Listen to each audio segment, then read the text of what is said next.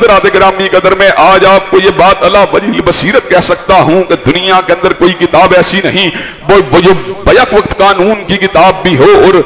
شفا کی کتاب بھی ہو. اگر کوئی کتاب قانون کی ہوتی ہے وہ قانون کی ہوتی ہے, جو تاریخ کی ہوتی ہے وہ تاریخ کی ہوتی ہے, جو قوموں کے عروج و زوال کی ہوتی ہے وہ قوموں کے عروج و زوال کی ہوتی ہے, جو اخلاقیات کی ہوتی ہے وہ اخلاقیات کی ہوتی ہے, جو عبادات کی ہوتی ہے وہ عبادات کی ہوتی ہے, جو شفا کی ہوتی ہے وہ فقط شفا کی ہوتی ہے. لیکن ہائے قرآن تیری رتبے کا عالم کیا ہے, تیری عظمت کا عالم کیا ہے, تیرے تنوع کا عالم کیا ہے, تیری ڈائیورسٹی کا عالم کیا ہے. تو عقیدے کی بھی کتاب ہے, تو عمل کی بھی کتاب ہے, تو تاریخ کی بھی کتاب ہے, تو قوموں کے زوال کو انڈیکیٹ کرنے والی بھی کتاب ہے, تو اخلاقیات کی بھی کتاب ہے, تو عبادات کی بھی کتاب ہے, تو قانون کی بھی کتاب ہے, تو شفا کی بھی کتاب ہے. حضرات گرامی قدر مجھے حفظ میں کمال کا دعویٰ نہیں, مجھ سے بڑے ہزاروں نہیں لاکھوں حافظ موجود ہیں, لیکن مجھ ایسا بے کس حافظ بھی اس بات کو علی وجہ البصیرت دعوے کے ساتھ کہہ سکتا ہے. آپ قرآن مجید میں سے کسی ایک مقام کے اوپر سے ایک آیت بھی پڑھیے, میں آپ کو اسی وقت یہ بات بتلا سکتا ہوں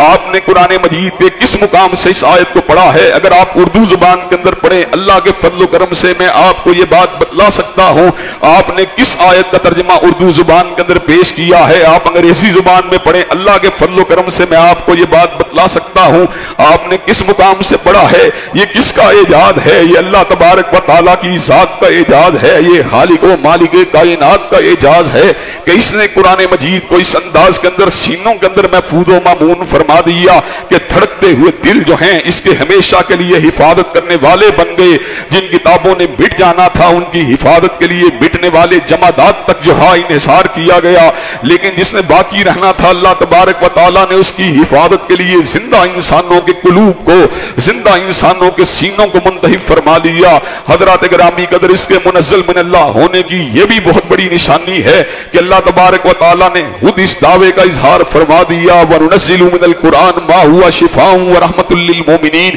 ہم نے اس کتاب کو مومنوں کے لیے شفا اور رحمت بنا دیا. مالک کائنات نے اس امر کا اعلان فرما دیا قُلْ هُوَ لِلَّذِينَ آمَنُوا هُدًى وَشِفَاءٌ. یہ مومنوں کے لیے ہدایت بھی ہے اور شفا بھی ہے.